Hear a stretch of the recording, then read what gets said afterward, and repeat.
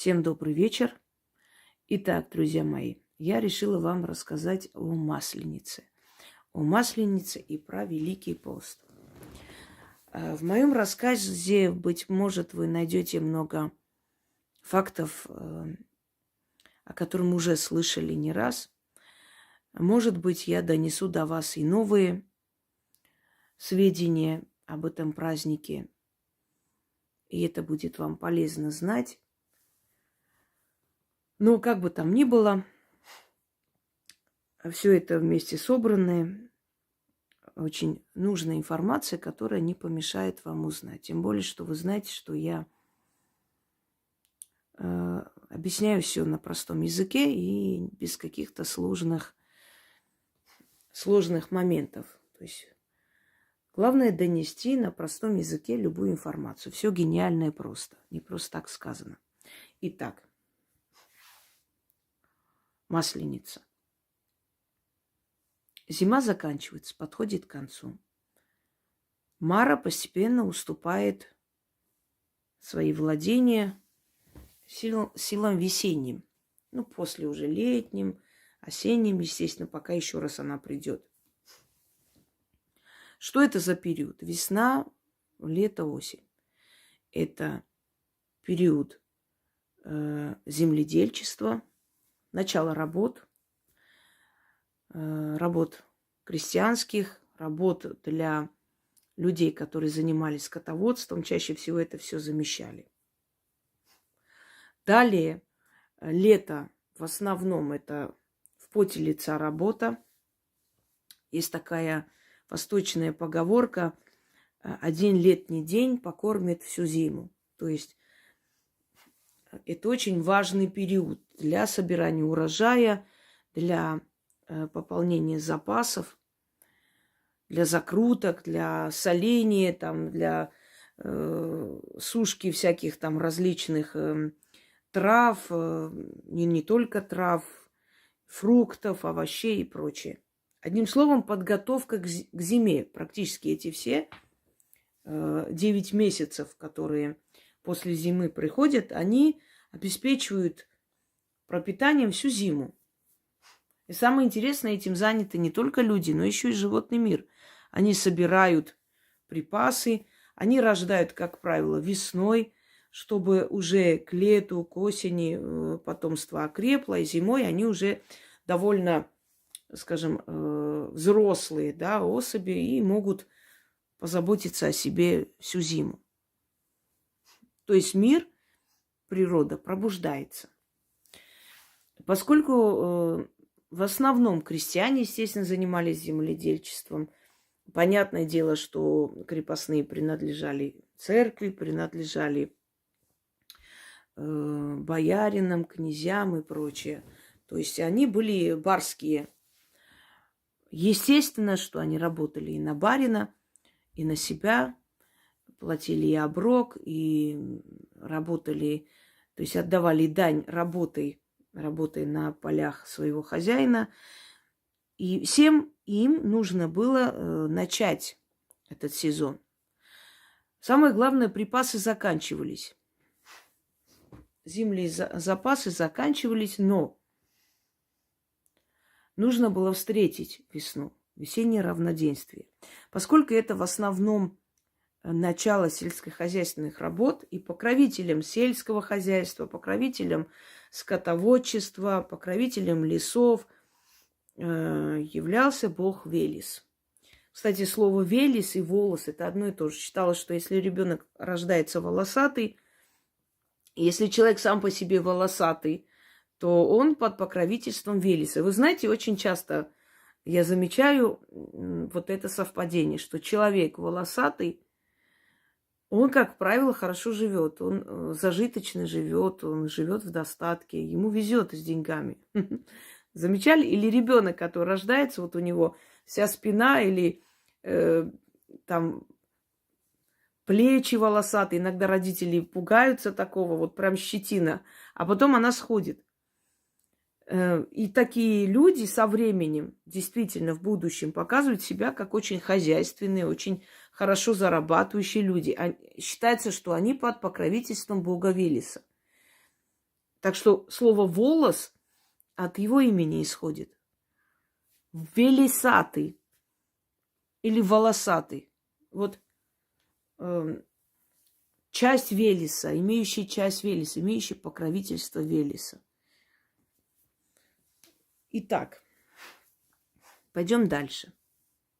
Пробуждение природы. День весеннего равноденствия. Начало. Начало пробуждения природы. Начало пробуждения природы и Нави, и Яви. То есть и не только живых людей, но и духов предков. Для того, чтобы начать свои труды, нужно было приветствовать это время. Нельзя было игнорировать, точно так же, как нельзя было игнорировать зиму. Вот зимний праздник. Для чего праздники выдуманы или придуманы? Праздники сами по себе – это приветствие. Это дань энергии тому божеству, которое вот сейчас вступает в свои права. Естественно, один из главнейших покровителей земли русской, да, Велес. И как можно было его не приветствовать, даже если запасы заканчивались. И вот смотрите, праздник начала весны, праздник приветствия. И, собственно говоря, все запасы, практически все, что есть, большую часть, вот это все вытаскивается и кладется на столы. А после, что нужно делать после? После, естественно, нужно уже себя ограничивать. Начинается Великий пост. Великий пост, он идет издревле. Во-первых, очищение организма, воздержание от жирной пищи, то есть оздоровление организма. Во-вторых, припасы закончились. И для того, чтобы не было неудобно перед гостями и перед вообще близкими знакомыми, что вот столы бедные сейчас, это все как-то очень правильно, очень культурно преподносилось. Великий пост, поэтому жирного не едим. Далее. Это имело еще один такой символ.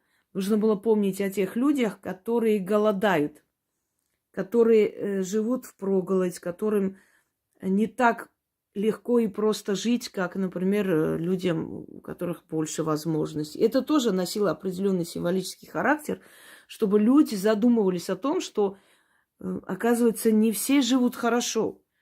Вот, будучи ограниченные в еде такой определенный период, они задумывались о тех людях, которым нелегко в жизни. И в следующий раз понимали, почему нужно отдавать милостыню, почему нужно помогать, почему нужно покровительствовать, почему нужно быть меценатами, открывать богадельни и так далее, если тебе судьба дает возможность разбогатеть и подняться, помнить о людях, которым не так-то легко и не так повезло в жизни, как тебе, которые вдоволь не едят. Это вот один момент. Теперь вернемся к Масленице. Друзья мои, многие думают, что слово «масленица» пошло от того, что употреблялось много масла, поскольку пекли блины и ели с маслом. На самом деле нет.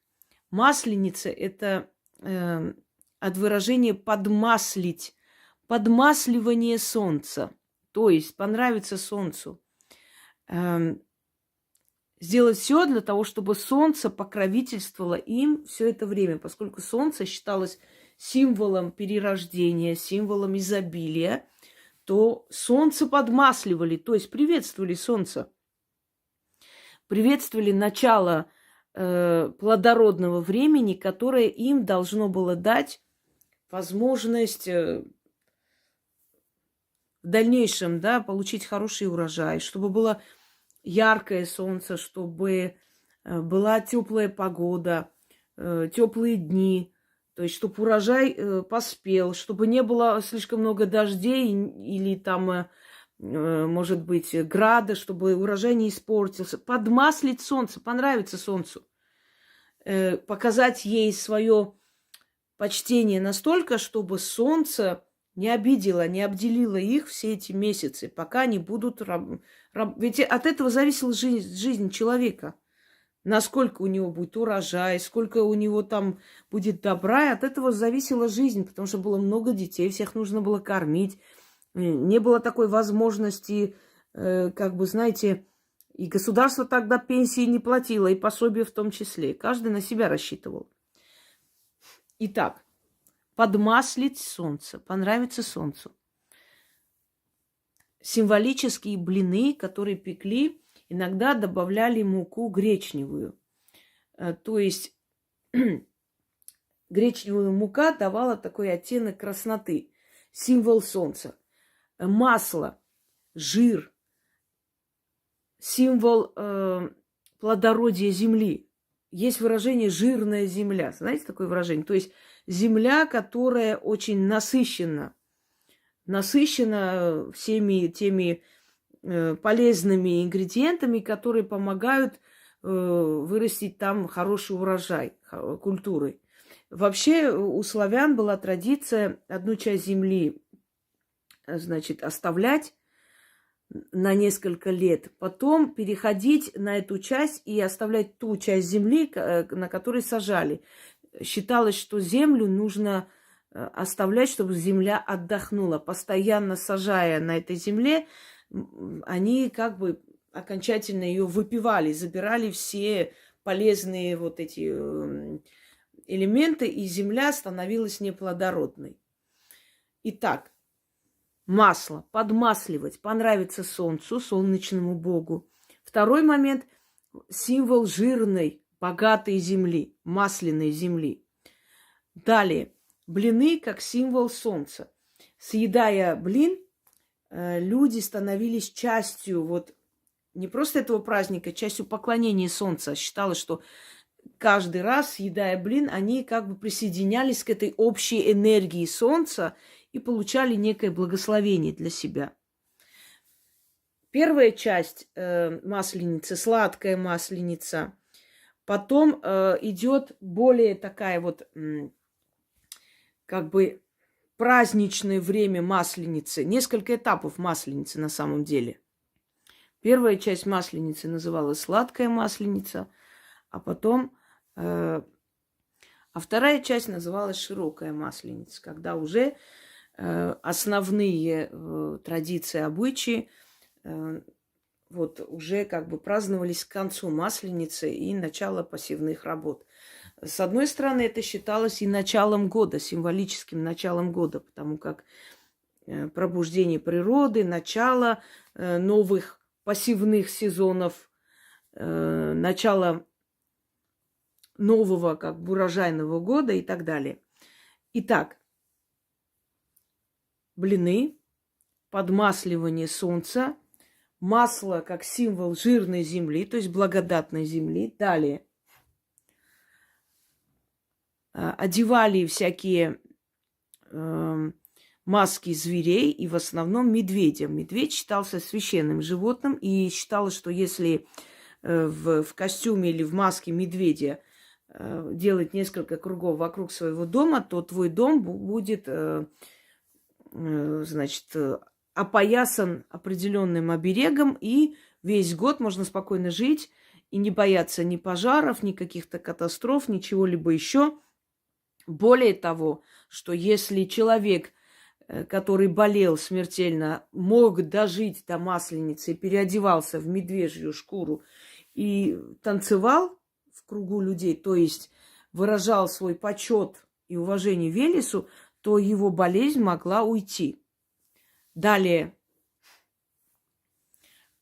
считалось, что нужно отдавать дань не только богам и не только духам земли, неба, не только подмасливать солнце, не только символически печь блины как бы в виде солнца, съедать, становиться там, осенять себя вот этой энергией удачи и благополучия начала года, но еще и нужно дать какую-то дань определенной своим предкам.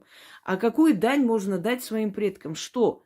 Ну, принести, предположим, оставить блины, напитки, пиво приносили, квас, оставляли возле рек, потому что реки считались межу, то есть разделяли жизнь, то есть мир мертвых и мир живых, Нави и Явь. Но этого было недостаточно. Нужно было платить своим предкам определенной энергией, иногда даже своей кровью. Вот отсюда кулачные бои, стенка на стенку. И причем те, которые били друг другу морду, абсолютно не обижались друг на друга. Почему потом прощенное воскресенье идет следующее? Это тоже не христианская традиция, это тоже языческая традиция. То есть считалось, что люди могут держать друг на друга обиду, потому что от таких ударов и зубы летели, и скулы сворачивались, и все на свете.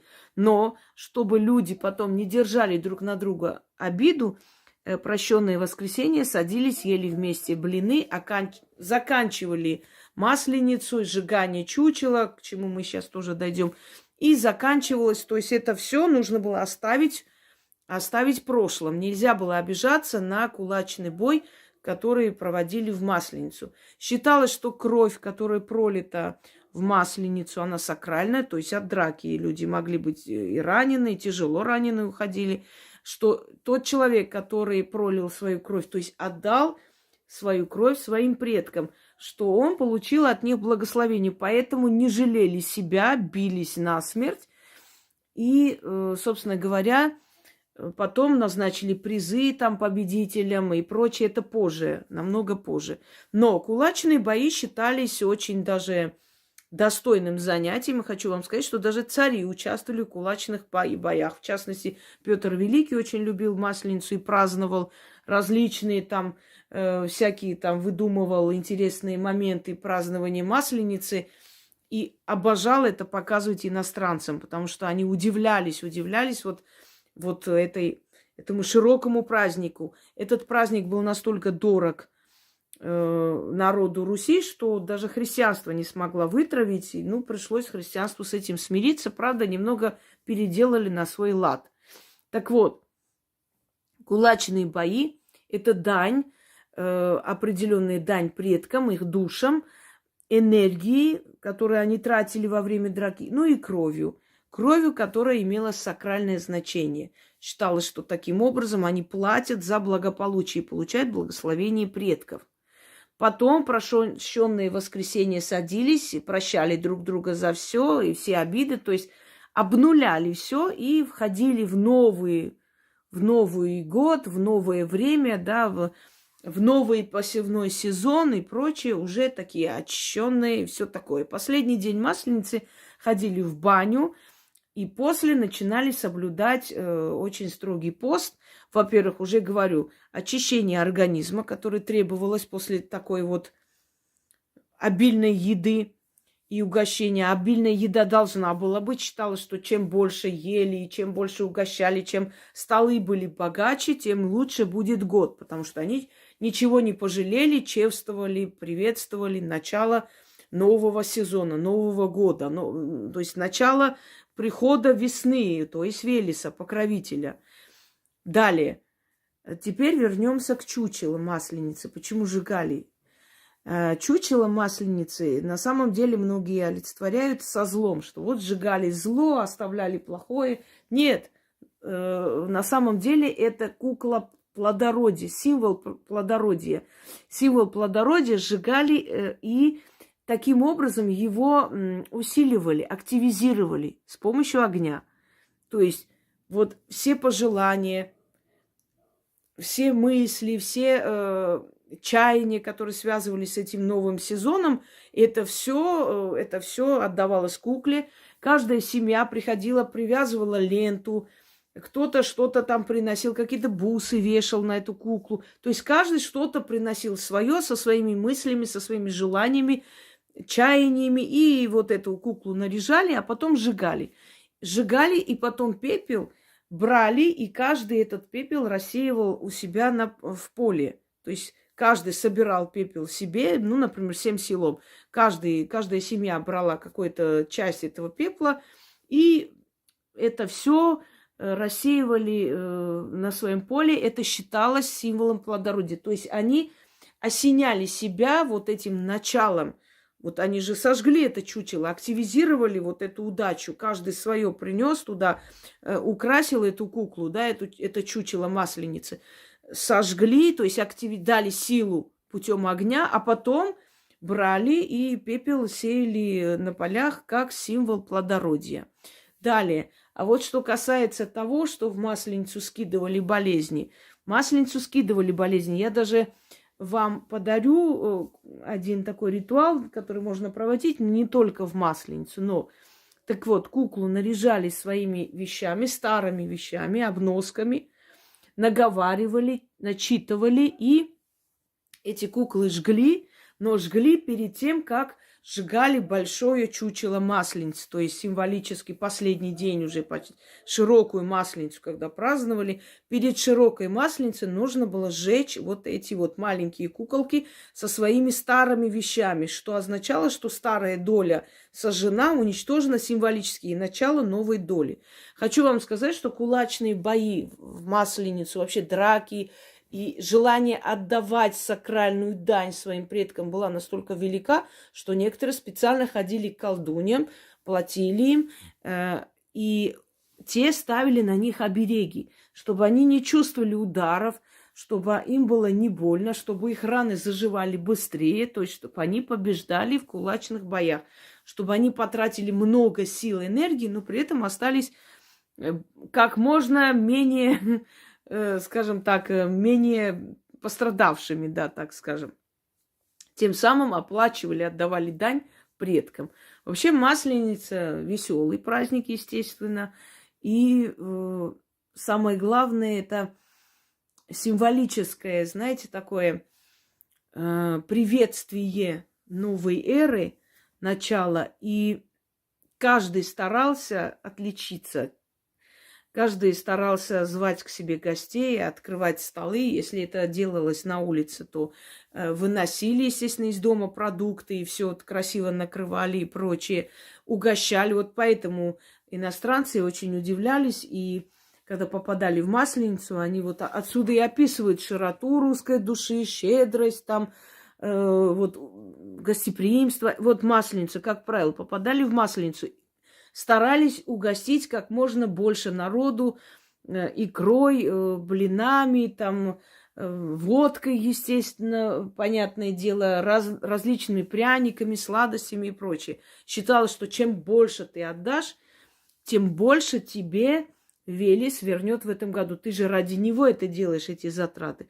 А потом, естественно, баня и парилка, и несколько дней абсолютное голодание. Многие голодали несколько дней, потому что организм требовал просто разгрузки, да, потому как слишком много ели в эти дни. И Великий пост. То есть это уже было оздоровление организма, но еще потому, что запасы практически заканчивались. Нужно было дотянуть как-нибудь до определенного времени. Очень много молочных продуктов, собственно говоря, использовалось.